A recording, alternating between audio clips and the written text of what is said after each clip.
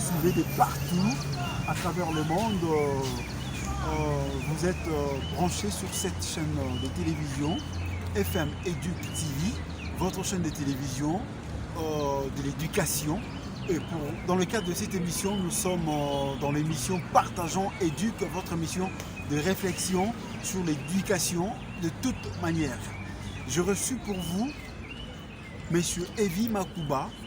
C'est un professionnel dans le monde de l'enseignement.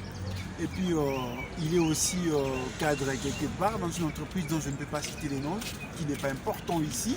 Avec lui, nous allons parler des causes du rabais de l'enseignement en République démocratique du Congo. Pourquoi, chers téléspectateurs, l'enseignement est au rabais aujourd'hui en République démocratique du Congo?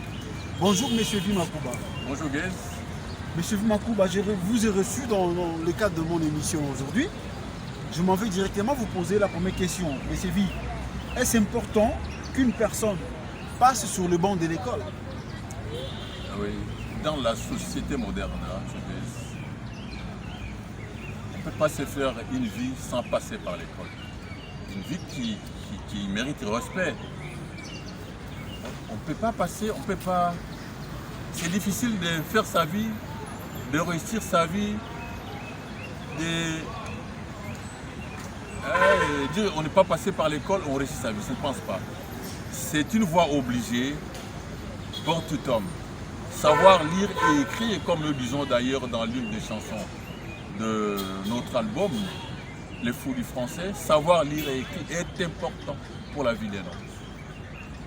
Tout enfant, tout homme doit passer par l'école pour se faire respecter, pour se taper quand même une place dans la société, une place honorable, une place libre. Passer sur le banc, c'est juste une expression, mais ça englobe beaucoup de choses, M. Evie. Quand je dis passer de l'école, c'est-à-dire quelqu'un qui a suivi les cursus normaux. Il a commencé soit par la maternelle, par l'école primaire, secondaire, école supérieure ou universitaire. Mais aujourd'hui, faute de moyens, faute de beaucoup de choses au niveau de nos maisons, au niveau de nos familles, certains n'ont passé que l'école primaire. Ils n'ont pas eu le capacité ou le pouvoir de passer l'école secondaire ou universitaire. Ce ne sont pas là les causes où est-ce que peut-on dire aussi que quelqu'un qui n'a pas respecté le cursus normal, il est passé sur le banc de l'école? Qu'est-ce qui justifie cette expression-là selon vous, M. Evie? Non, c'est-à-dire réussir sa scolarité. Sa scolarité. Sa scolarité. On a été pris en charge par les enfants, par les parents plutôt. Maternelle, c'est pas aussi tout le monde. L'école primaire, l'école secondaire. L'école secondaire, il y a des gens qui réussissent leur vie à partir de l'école primaire, l'école secondaire. Il a terminé son école secondaire, il est passé par une école de professionnalisation et il réussit sa vie, ça arrive.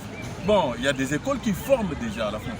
Je me rappelle à l'époque coloniale, par exemple, la plupart des hauts cadres qui ont travaillé, qui ont œuvré dans l'enseignement, peut-être encore jusqu'à aujourd'hui, qui ont donné de la valeur à l'administration de notre pays, la plupart, ils ont juste terminé l'école primaire. L'école primaire, secondaire, et ils ont défendu valablement et ils ont montré qu'effectivement ils sont passés par l'école. Et c'est là où on a vu l'importance de l'école. Je me rappelle encore, bon ça c'est peut-être de façon anticipée, quand j'avais terminé mon école secondaire, quand on a commencé l'université, je me rappelle un professeur qui nous disait, ailleurs dans d'autres pays, la valeur d'un homme se mesure par son niveau d'instruction, par le nombre de diplômes qu'il a, la valeur d'un homme. On respecte un homme dans la société, on lui donne plus de valeur à travers les niveaux, son niveau d'études.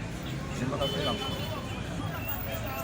Peut-être il voulait comparer ça, il voulait par rapport à ce que nous vivons ici.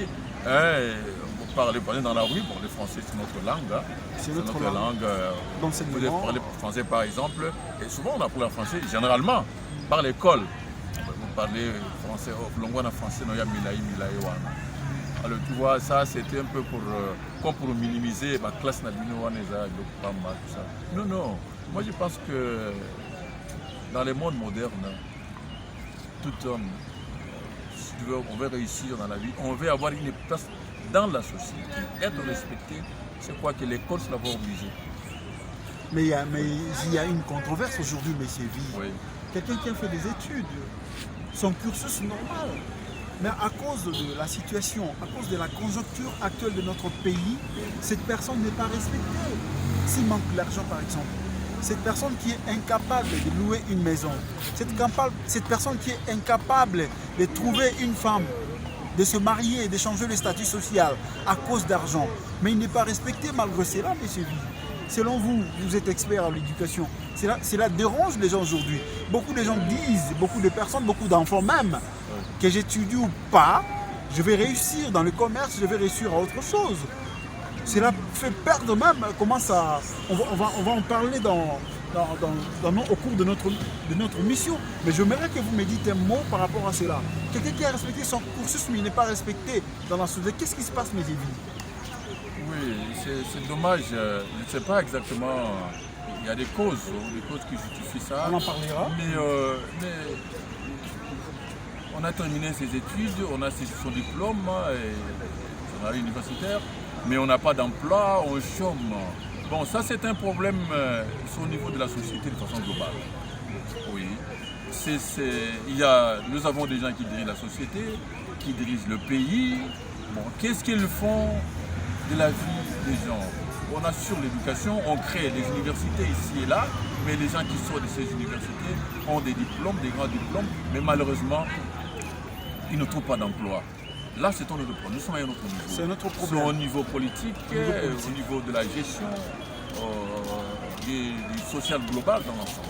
Donc, Justement, M. V, quelqu'un qui est passé par les bancs de l'école, sur le banc de l'école, comment peut-on le qualifier? Comment peut-on dire, à juste une apparence, à première vue d'une personne, comment peut-on dire que cette personne est passée par les bancs de l'école? Qu'est-ce qui justifie cela, selon vous, M. V? On sait voir que quelqu'un est passé par le banc de l'école d'abord à travers sa façon de vivre, sa manière de vivre. Sa manière de gérer, de vivre, d'établir ses rapports avec des gens. Oui, c'est quelqu'un qui est là, il met d'abord les valeurs, il reconnaît les valeurs. Donc, quelqu'un qui est passé par devant de l'école, on se le voit dans sa manière d'être, par sa manière de parler aux gens, par sa manière de considérer son interlocuteur. Donc, c'est un peu ça là. On se voit, on est en train de parler quoi, comme je venais de dire là. C'est un peu ça. Monsieur V, chers téléspectateurs, je vous ai dit au début de cette émission que le thème de cette émission est les causes du rabais de l'enseignement en République démocratique du Congo. Je viens à vous, Monsieur V. Selon vous, vous êtes un expert à l'enseignement en République démocratique du Congo.